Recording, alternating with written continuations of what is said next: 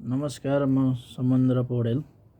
हामी बिरामी भएपछि प्रायःजसो औषधि लिन हस्पिटल जाने गर्दछौँ र हस्पिटलमा औषधि लिँदा फार्मेसीहरूले राम्रोसँग बुझाइरहेको हुन्छ।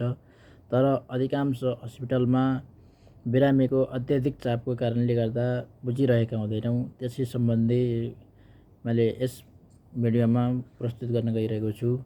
डाक्टरहरूले लेखिएको प्रिस्क्रिप्सनमा सम्पूर्ण जानकारीहरू लेखिएको हुन्छ, तर विभिन्न कारणले गर्दा बिरामीले बुझ्नुभएको हुँदैन।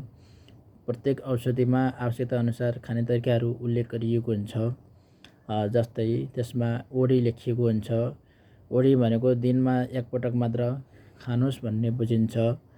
एचएस लेखिएको हुन्छ, त्यसलाई बेलुका मात्र खानुहोस् भन्ने बुझिन्छ।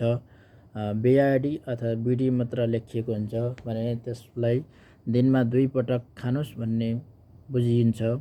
टिआइडी लेखिएको हुन्छ अथवा टिडिएस लेखिएको हुन्छ, त्यसले दिनमा 3 पटकसम्म खानुहोस् भन्ने बुझिन्छ। त्यसलाई यसरी पनि बुझ्न सकिन्छ, बिहान, दिउँसो र बेलुका अर्थात् 8-8 घन्टाको रूपमा खानुहोस् भन्ने बुझिन्छ भने क्युआइडी लेखिएको हुन्छ। क्युआइडी भनेको दिनमा 4 पटक अर्थात् 6 घन्टाको रूपमा खानुहोस् भन्ने बुझिन्छ। भने अधिकांश औषधिहरू हामीले खाना खाएपछि खाइन्छ भने ग्यास्ट्रिक अर्थात् थाइरोइड लगायतका औषधिहरू खाली पेटमा खानु पर्दछ। हस्त, धन्यवाद।